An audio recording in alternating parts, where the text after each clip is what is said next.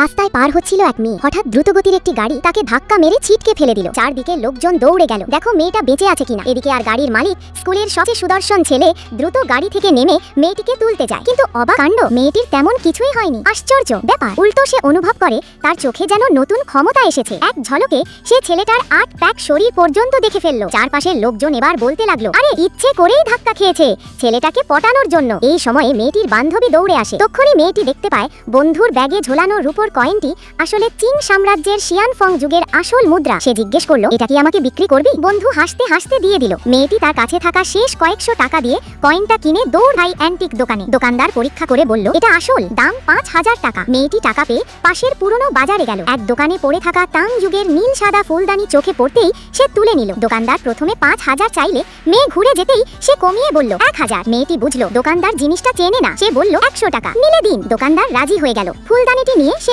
আবার গেল ওই দোকানে, কিন্তু তখন ভেতরে দেখা গেল স্কুলের কুখ্যাত গ্যাং লিডার ছেলেটিও সেখানে। সে মেয়েটাকে দেখে বলল, তুই এখানে আবার কি? তোর কাছে ভালো জিনিস থাকার কথা না? মেয়েটি বলল, আজকে আছে। গ্যাং লিডার বাজি ধরল, তোর জিনিসটা আসল হলে আমি তোর বয়ফ্রেন্ড। তক্ষুনি দোকানদার ফুলদানি দেখে চমকে উঠলো, এটা আসল, চাইলে 10 লাখে কিনবো। মেয়েটির সাথেই বিক্রি করে দিল। দোকানদার ছেলেকে বলল, ওর চোখ খুব ভালো, মেয়েটার সাথে যোগাযোগ রাখো।